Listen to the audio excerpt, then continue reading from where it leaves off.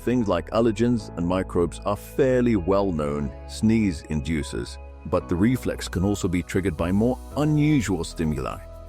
For example, some people experience sneezing when suddenly exposed to bright light, such as sunlight. One theory is that this results from cross-activation between the optic and trigeminal nerves. Some people might sneeze after consuming a large meal. This reflex, termed snatiation, combines sneeze and satiation, highlighting the link between stomach fullness and sneezing.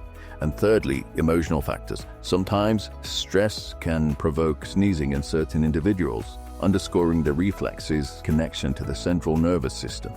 Now, another thing you might have been wondering, why do we close our eyes when we sneeze?